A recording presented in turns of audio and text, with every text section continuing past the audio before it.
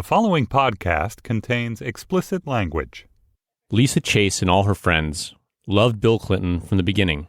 After a lot of years in the political wilderness, if you were a liberal Democrat in Manhattan in 1993, Bill Clinton was what you dreamed of. You know, that kind of voluble intelligence that he had was like that was an aphrodisiac for, I think, lots of people, women and men. Chase spent the second half of the 1990s working as an editor at the New York Observer, a small weekly newspaper known for covering Manhattan society in columns like Sex and the City, which became an HBO series. Chase was a liberal in her 30s, and as a woman, she always thought of Bill Clinton as being on her side. A lot of feminists did, because broadly speaking, his policies reflected the agenda of the women's movement. That's not to say all left-leaning women saw Clinton as their ally. He had alienated many supporters, particularly women of color, with his approach to welfare reform and other issues. Even so, Clinton got credit for being pro-choice. During his first week in office, he marked the 20th anniversary of Roe v. Wade by lifting restrictions on abortion that had been put in place by his Republican predecessors. Today, I am acting to separate our national health and medical policy from the divisive conflict over abortion. Later, many feminist organizations cheered Clinton for signing legislation like the Violence Against Women Act, also for appointing Ruth Bader Ginsburg to the Supreme Court. In her pioneering work in behalf of the women of this country, she has compiled a truly historic record of achievement in the finest traditions. And for installing more women in senior positions than any administration in history. He was enthusiastic about working with women, you know. He did not come across as a sexist. You just felt that what he loved was intelligence. And he liked women. Chase knew that Clinton had a history of sexual indiscretion, but his apparent inability to control himself was almost part of the appeal. He was like that guy who was so great but flawed, and you were trying to figure him out, right? You were just trying to unlock it. And if you could unlock it, you could potentially fix him. The Monica Lewinsky story broke in January of 1998. About a week later, Chase was at a bar with a bunch of her friends. They were talking about the scandal, the only thing that anyone wanted to talk about. One of us said, it might have been me, might have been one of the other women, well, would you sleep with the president? You know, would you fuck the president? And every woman said, yeah. The conversation gave Chase an idea. What if the Observer brought together a group of notable New York women and asked them the question on the record? Would they fuck Bill Clinton? Why or why not?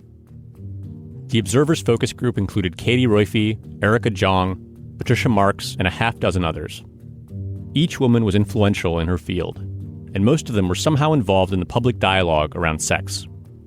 The moderator was Francine Prose, and the location was Le Bernardin, a fancy restaurant in Midtown that was chosen in part because it was owned by a woman. The resulting piece ran in February of 1998 under the headline, "New York Supergals Love That Naughty Prez." At this point, Clinton was still denying that he'd had an affair with Lewinsky, but everyone quoted in the piece pretty much took it for granted that he had. And they didn't care. Patricia Marks talked about how she liked the president more now. Katie Roiphe said that this virile president was suddenly fulfilling a forbidden fantasy of an old-fashioned, taboo, aggressive male. Erica Jong declared, "I want a president to be alive from the waist down." The through line was that these women were kind of excited for Monica Lewinsky, and maybe even a little envious of her. We were projecting ourselves onto her. It was almost as if a lot of the women in that room felt this is a right that we'd fought for, the right to pursue powerful men, and in whatever way, you know, professionally or, you know, sexually. Journalist Marjorie Williams, writing in Vanity Fair, said the Observer piece was the most embarrassing thing she had read in a long time. Williams, who died in 2005, called out the women who participated in the roundtable for the gleefully raunchy way in which they had talked about the Clinton-Lewinsky affair. Why, Williams asked, do feminists find it so hard to acknowledge the ugliness of this arrangement? As Williams's piece itself demonstrated, not everyone did. Today, it's conventional wisdom that all feminists hypocritically turn their backs on Monica Lewinsky. In fact, the scandal provoked an intense debate within the feminist movement about sex, power, consent, and priorities. For some, it was obvious that Clinton had victimized Lewinsky and needed to be thrown overboard despite his policies. For others, like Lisa Chase, it was just as obvious that the scandal was part of a political war in which Clinton was the good guy. You know, we felt that there was this incredibly ridiculous thing happening and this incredibly dangerous thing happening. And we felt defensive for our president, you know, and we weren't sure what was going to happen. We weren't sure who was going to win. It was clear from the beginning how Clinton's enemies were going to react to the Lewinsky revelation. The more interesting question was, what would his friends think? What were the arguments and ideas that divided liberals, and feminists in particular, at the height of the scandal? And what did it mean that Monica Lewinsky herself had always considered her relationship with Clinton to be a consensual love affair? This is Slow Burn. I'm your host, Leon Neyfakh. Everybody's talking about the feminists and their absence here. I think those that would accuse the feminist movement of having a double standard don't understand well what we do. As women continue to talk around the country about the man, the women, and the presidency. Episode 7, Bedfellows.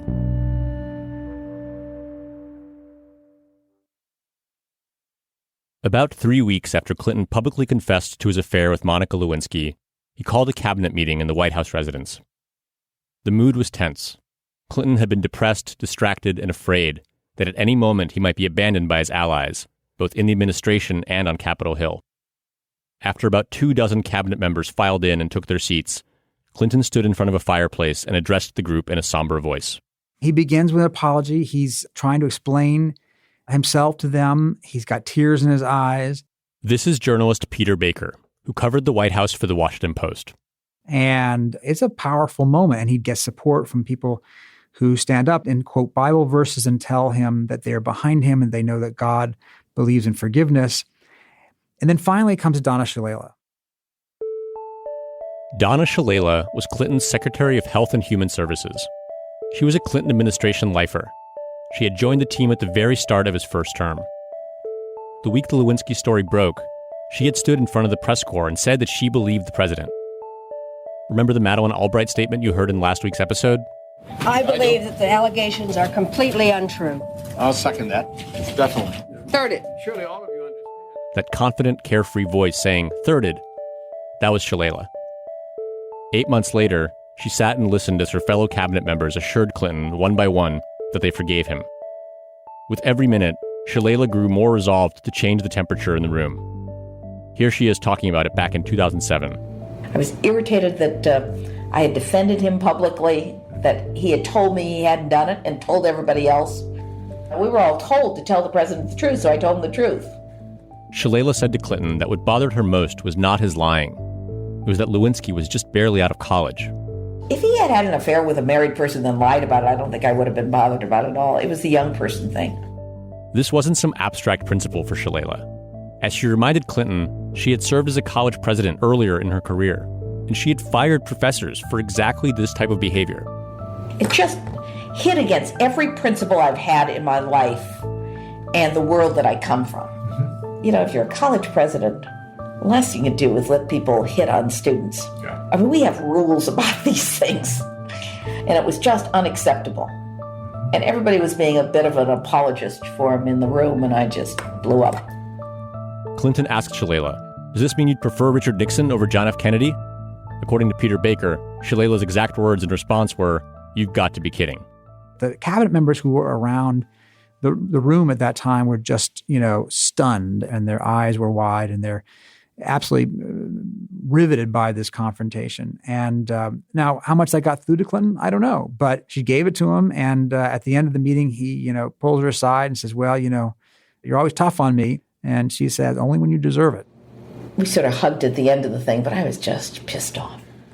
Shalala had considered resigning. But after discussing it with a few of her colleagues who were considering the same thing, she concluded that she should stay by Clinton's side. We actually all decided the same thing, that we should not turn this into a constitutional crisis. We should just get our work done and keep the government together, our parts of the government together, that we should not be drawn into this. And that's what we ended up doing. I talked to 3 other cabinet members who I don't want to name, and all of them were feeling the same way I was, and that is, this is disgusting, but we got to keep going.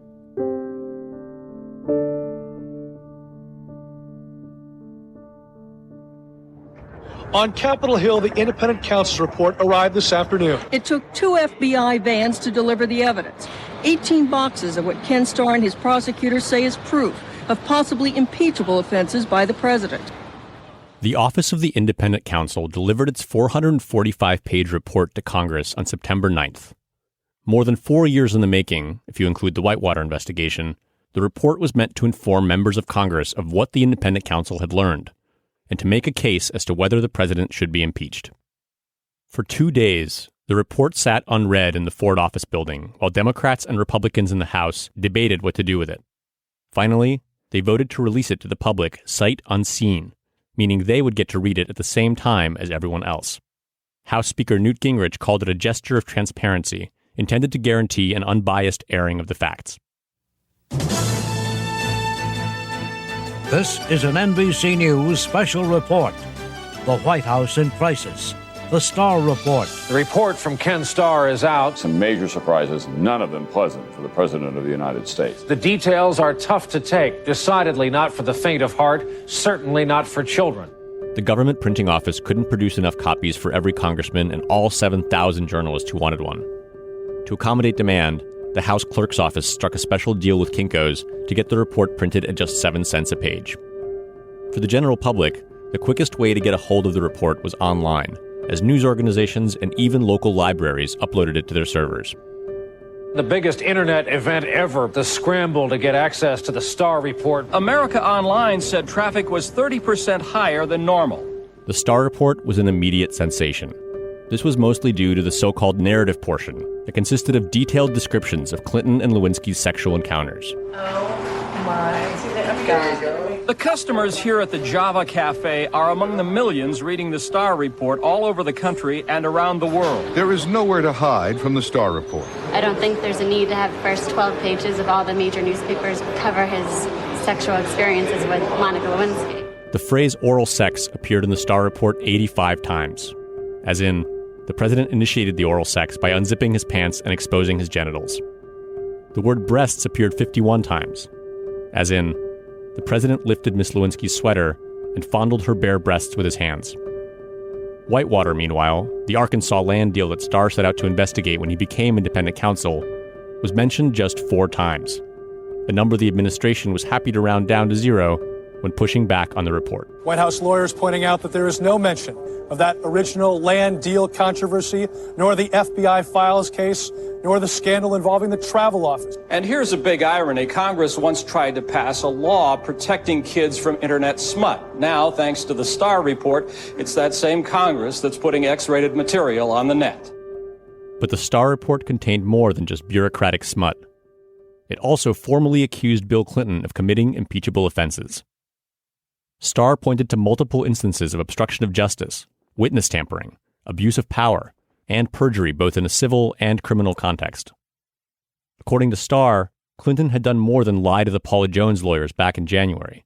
He had also lied to Starr's grand jury in August with his parsing of the term sexual relations. Specifically, the president told a grand jury that he never touched Lewinsky's breast or other intimate parts of her body, and therefore had not perjured himself in his deposition in the Jones case last January when he said he had not had sexual relations with Lewinsky. If you'll recall, the Jones lawyers had defined sexual relations as touching another person's genitals with intent to arouse or gratify their sexual desire. In his grand jury testimony, Clinton had insisted that according to that definition, Lewinsky had had sexual relations with him, but not the other way around. But the Starr team was not having it. Prosecutors cite at least 13 instances in which he touched her in very intimate ways, including one episode involving a cigar. This was how Starr justified going into such excruciating detail in his referral to Congress. Clinton was the one trying to argue about what kind of touching counted as sex. And if that was how he wanted to play it, then Starr had no choice but to include all the gnarly details that proved Clinton was lying. As it turned out, many Americans found that argument about as persuasive as Starr had found Clinton's.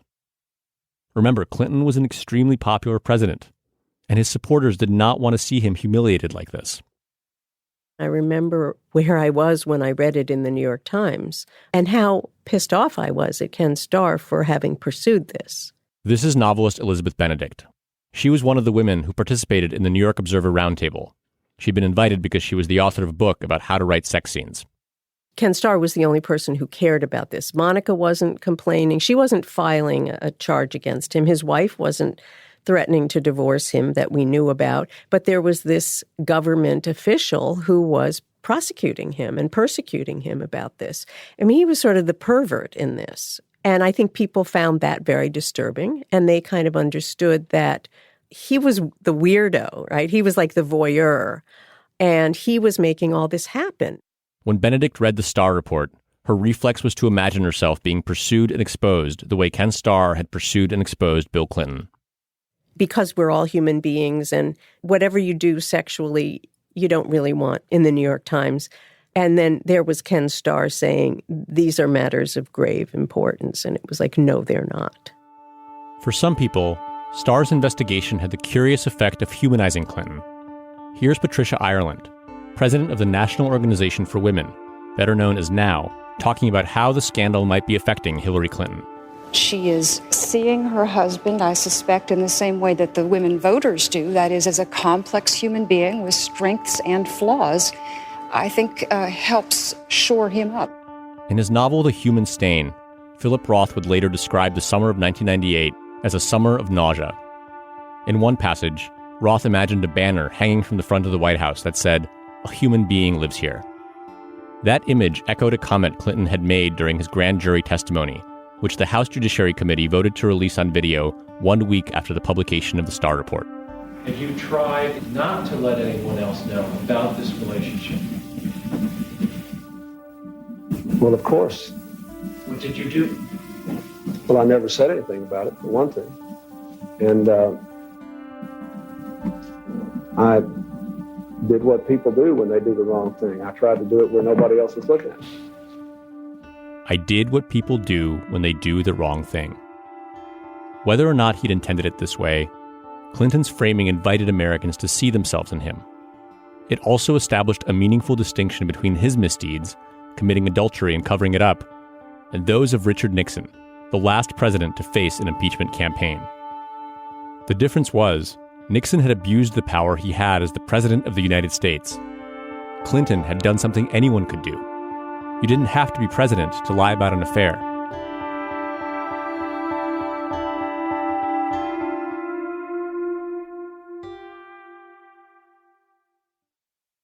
In 1991, millions watched as Anita Hill accused Supreme Court nominee Clarence Thomas of sexual harassment. 7 years later, Hill was probably the country's best-known anti-sexual harassment activist. So it carried weight when, after the release of the Starr report, Hill stressed that what happened between Lewinsky and Clinton had nothing to do with workplace sexual harassment. The Starr report did make absolutely clear that Lewinsky had pursued Clinton with unreserved enthusiasm. Unlike in the Paula Jones case, no one was accusing Clinton of making unwanted advances toward Lewinsky or trying to coerce her into sex. But was consent the only factor to consider in the context of an affair between the most powerful man in the world and a 22-year-old intern? This was a key question for anyone trying to assess the nature and gravity of Clinton's misdeeds. This is a place where reasonable people can differ. So I don't want to make it into a cat fight, but it's a major difference of worldview. This is Linda Hirschman, a philosopher and historian who studies the intersection of sex, social movements, and the law. When Hirschman started looking at the Lewinsky-Clinton relationship back in 1998, she saw something other than a consensual affair. You don't have such fraught relationships with people who are so fragile. I just went back to her grand jury testimony, and it is really wrenching. I mean, and what her friends were saying at the time and what her mother was saying. Obviously, there was available to objective observers evidence of how painful this was for her, no matter what she was saying about how she was fine. And any mother of a teenage daughter knows that they'll always say they're fine. Hirschman was sure that Monica Lewinsky had been abused by a predator, and she stands by that assessment now.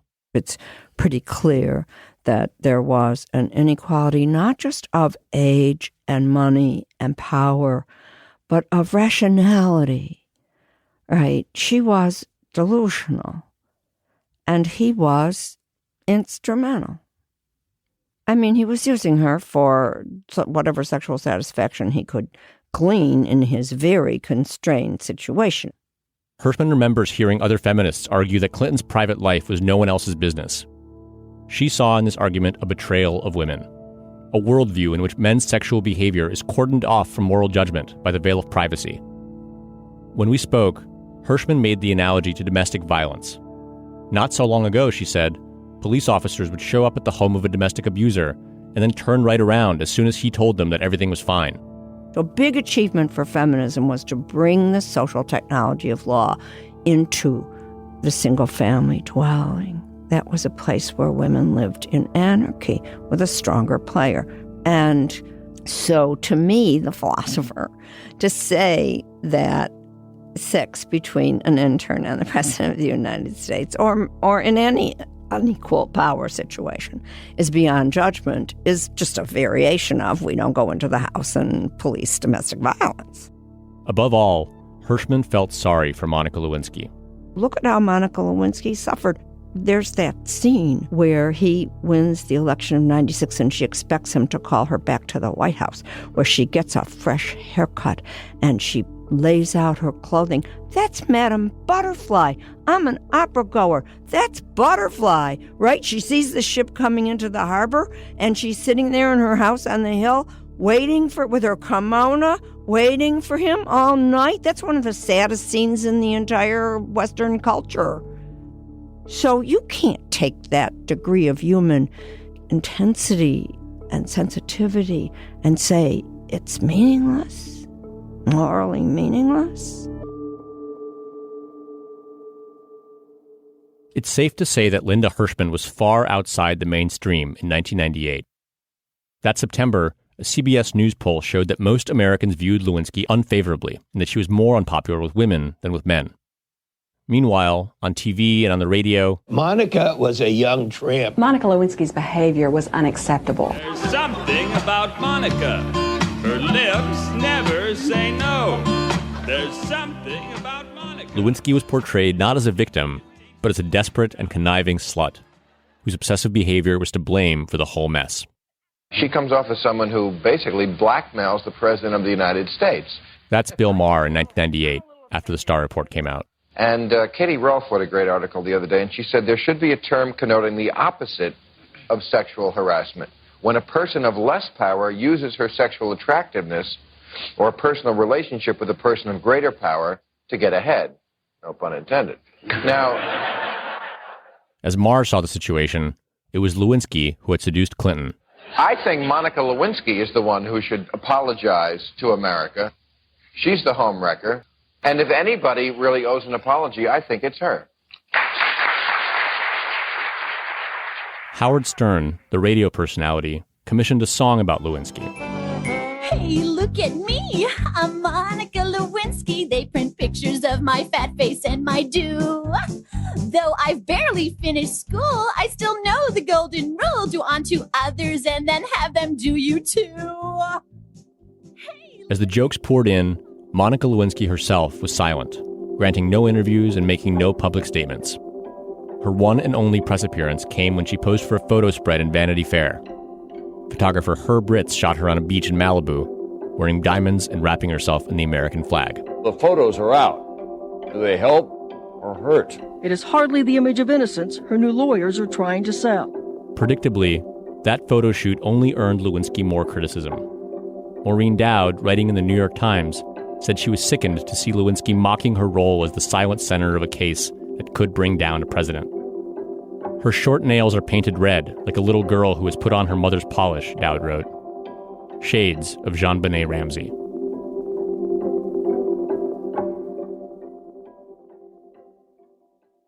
Jennifer Baumgardner and Amy Richards were in their late 20s when they wrote an essay for The Nation magazine called In Defense of Monica. I remember being very angry. This is Richards. I interviewed her and Baumgardner together a few months ago. I mean, I remember feeling angry both about how Monica was being treated, but feeling angry about every young woman who wasn't given respect. Now, if you're listening to this in 2018, you might be thinking, what a relief to learn there was someone willing to call out Bill Maher and Howard Stern and everyone else who had ridiculed and condemned Monica Lewinsky. But While Richards and Baumgartner did briefly address Lewinsky's public humiliation in their piece, they were primarily focused on defending Lewinsky from a different threat. Feminists in the Linda Hirschman mold, who insisted on treating her like a victim. Here's Baumgartner. To have somebody speak on behalf of Monica Lewinsky and say, she says her experience was this, but it's actually this, to me is so distasteful. In their essay, Baumgartner and Richards wrote that at the root of feminism is the right to make our own choices. And with freedom comes the possibility that we will make bad choices. We want the right to be sexually active without the presumption that we were used or duped. When we were defending Monica, I think what we were implicitly saying was we believe her. We believe that she's telling us the truth, and she's telling us that she was not a victim of Bill Clinton's. And we were defending her truth as much as I think we were also sort of defending choices that she made and that any other young woman might make in a similar situation. Richards and Baumgartner braced themselves for a backlash when they published the essay. Above all, they were thinking about the reactions of an older generation of feminists, those who identified as part of the movement's second wave. It felt risky. Yeah, it felt risky and uncomfortable a little bit. That we were probably like 27. We were 28, I guess. There was a lot in the conversation about who was the bona fide feminist. What institution got to be the feminist right institution? Which book got to be the feminist book? That was where it was sort of landing in, was a larger conversation about who set the rules of feminism and who was expected to follow them and how many rules did you have to follow to be a feminist. As expected, the piece earned Baumgartner and Richards derision from some of their elders.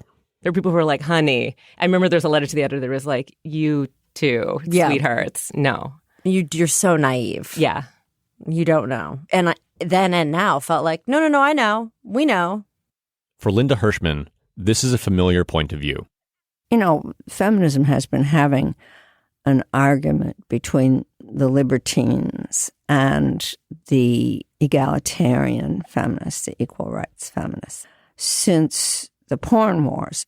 The porn wars were a debate that divided feminism in the late 70s and early 80s and created a lasting ideological fault line.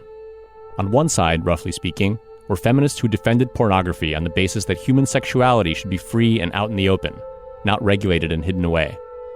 On the other were those who believed in restricting access to pornography because of its degrading and misogynistic treatment of women. It's a question of at what point do you say that the sexual relationship should be legally regulated or morally regulated?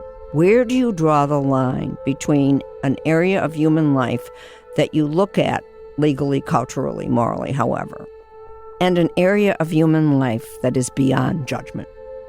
By the time the Clinton-Lewinsky scandal broke, the porn wars were effectively settled. The pro-porn feminists had won, both in the courts on First Amendment grounds and in everyday life, because technology had made pornography too ubiquitous to regulate. But the divide within feminism had persisted, and the Clinton-Lewinsky affair brought it back into the open.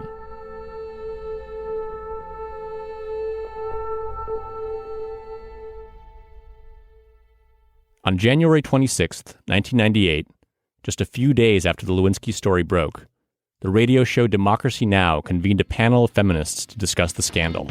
Today, below the Beltway, we'll talk with a group of prominent feminists. We'll look at what we know. Linda Hirschman was one of the panelists. So was Katha Pollitt, a writer for The Nation who saw the Clinton-Lewinsky affair pretty much the same way Amy Richards and Jennifer Baumgartner did. And to say that it is not possible to give consent is the same logic that says a woman can't make up her mind about an abortion. It's the same thing that says that the best thing is for a woman to be married. All this garbage, this anti-feminist garbage, this leads directly to that. And I'm not saying Hirschman acknowledges the power of Pollitt's argument. There is something intuitive about a feminism that calls for treating Monica Lewinsky as an independent adult, capable of making her own sexual choices. But Hirschman insists that it's not so straightforward.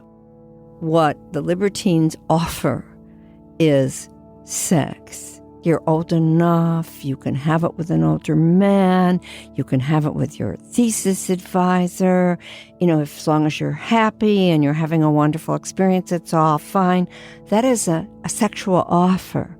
And what we egalitarian feminists have to offer in exchange is not so easily appealing.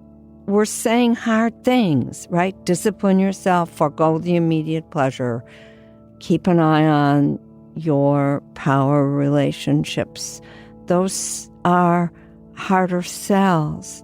But in the long run, like not drinking too much and getting into a car or smoking cigarettes, it's better, but it's hard. At one point during the Democracy Now! Discussion, Linda Hirschman did something surprising. She began to praise Republican Senator John Ashcroft, who was on the news yesterday saying, I thought quite movingly and convincingly, that the disproportion of power between the chief executive of the United States and a young woman 2 months out of college on the other would at least give you some pause. So Ashcroft, who would later become George W. Bush's Attorney General, was a key figure in the Christian right. Hirschman, who identifies as a radical feminist, typically did not agree with him on anything. This issue seemed to be different. When Hirschman heard Ashcroft speaking about the power imbalance between Clinton and Lewinsky, she found herself nodding along.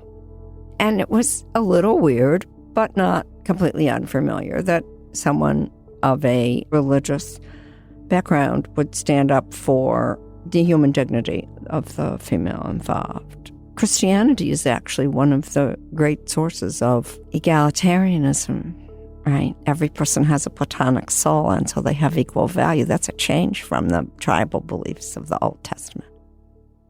To be clear, it's not like disapproving of Clinton suddenly made Hirschman and John Ashcroft political allies. But they did both think that Clinton should resign, and they did both want to revive an idea that in 1998 had become unfashionable: that private consensual sex should be governed by rules. The argument that sex is beyond human judgment is a relatively recent argument. Okay, for most of human history, sex has been heavily regulated by the church and so forth. Gradually, and then culminating in the sexual revolution, Western societies have moved sex away from the area of legal regulation and moral judgment.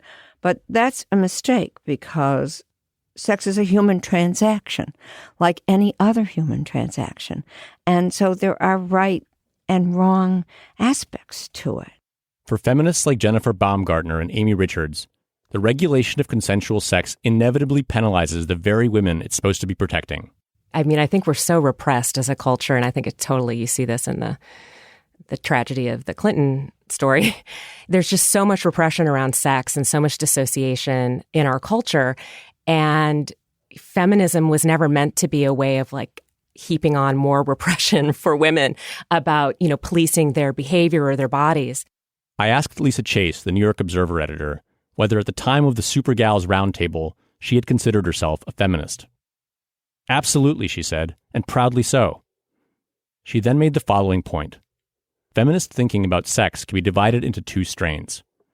One that's all about a woman's right to sexual agency, and one that's about a woman's right to be free from sexual predation. Chase thinks that maybe the Supergals at Le Bernardin 20 years ago were more focused on the former because they were that much closer to a time when women didn't have sexual autonomy and self-determination. Everybody who was in that room was somebody who had made their way to whatever position of accomplishment, power, being the head of their own company, being successful author, whatever, and had encountered sexual stuff along the way from men they worked with and figured out a way to deal with it and move on. So we didn't feel like victims, right? So the thing that comes through in that story is we weren't thinking about a victim, maybe to our detriment. For a long time, Monica Lewinsky herself rejected the label of victim. When her first lawyer, Bill Ginsburg, told her privately that he thought Clinton was no better than a child molester, she pushed back on him. Later, in interviews, she described her relationship with Clinton as a sincere crush that blossomed into a romance. And as recently as 2014, she wrote in Vanity Fair, "Sure, my boss took advantage of me, but I will always remain firm on this point. It was a consensual relationship. Any abuse came in the aftermath when I was made a scapegoat in order to protect his powerful position." This year, Lewinsky returned to the pages of Vanity Fair with an update. In the midst of the Me Too movement, she wrote, she had come to see how problematic it was that she and Clinton even got to a place where there was a question of consent. As for the meaning of their relationship and how it fits into the conversation around sex and power, Lewinsky wrote, "I'm sorry to say I don't have a definitive answer yet. I am unpacking and reprocessing what happened to me, over and over and over again."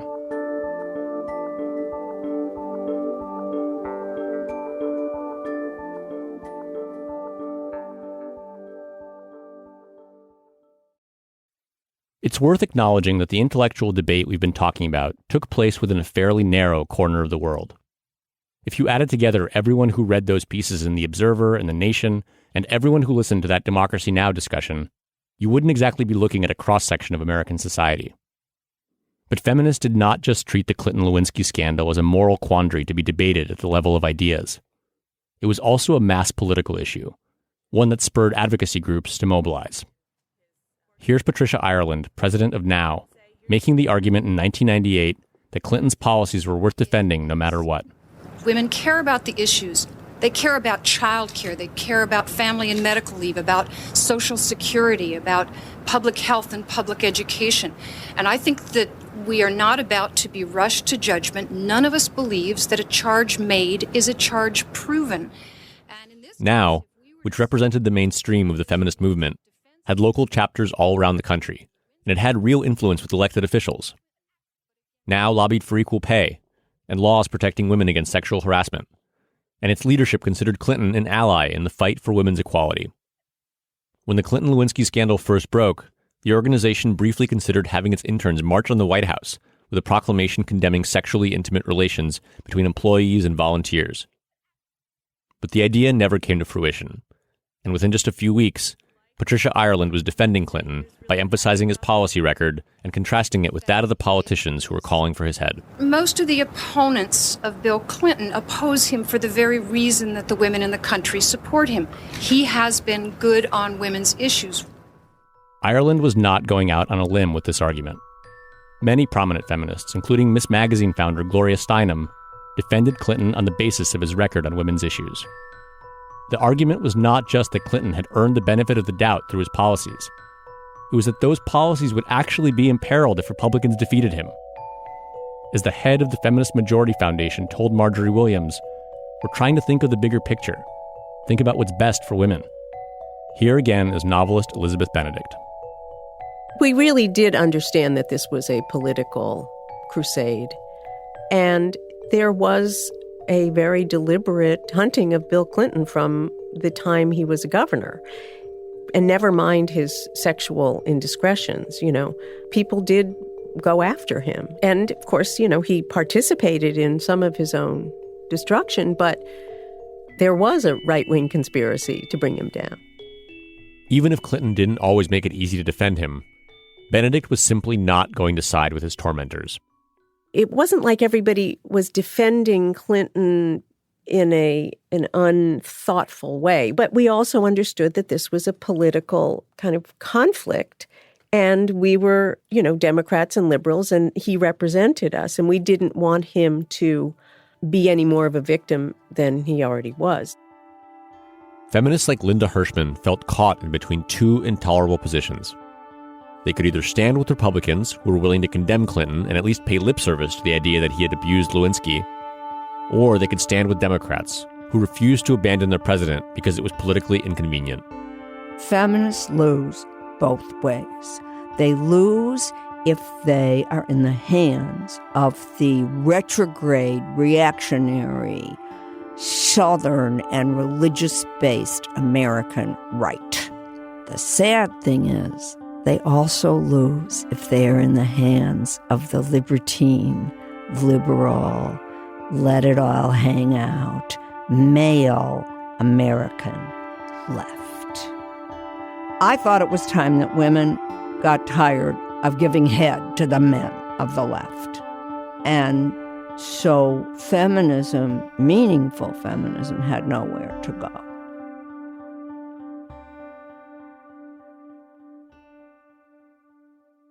On November 3rd, 1998, the country held midterm elections. It was 3 months after Clinton's public confession, 2 months after the release of the Starr report, and 1 month after the House began impeachment proceedings.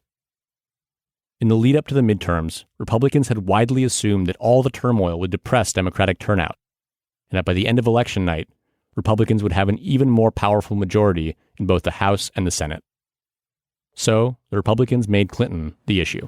The Republican Party has unveiled something of an October surprise. The Republicans' tough, new, nationwide TV ad campaign. Should we reward not telling the truth? That is the question of this election. If the Republicans won big in the midterms, who knew what could happen? Maybe the Democrats that remained would get the message. Maybe they would turn on Clinton in big enough numbers that removing him in the Senate would actually become possible. Decision 98. But that is not what happened. Tonight, there are some major surprises. The Monica Lewinsky scandal actually helped the Democrats. Instead of fortifying their control of Congress, Republicans lost 4 seats in the House and failed to make any gains in the Senate. It was a massive upset. And it was widely interpreted as a repudiation of the Republicans for going too far in their quest to bring down Clinton. And that's cost them a chance to kickstart impeachment proceedings when they return. Newt Gingrich, who had orchestrated the Republican takeover of Congress just 4 years earlier, resigned his post as Speaker of the House. It looked like Clinton was finally out of the woods. Yes, he could still be impeached by Republicans in the House. But even if that happened, there was no longer any chance that Senate Democrats would turn on him. That meant that the 2/3 Senate majority that Republicans needed to remove Clinton from office would remain out of reach. Heading into winter, there was talk among Republican leaders about dropping the impeachment drive. But then, a woman from Arkansas named Juanita Broderick decided to intervene. I thought I was doing a service, by telling the people of America who Bill Clinton was and what he had done to me. I was hoping it would make a difference in the impeachment process. Most feminists had decided that Clinton having consensual sex with a subordinate was something they could forgive. How would they, and the rest of the country, react to an allegation of rape?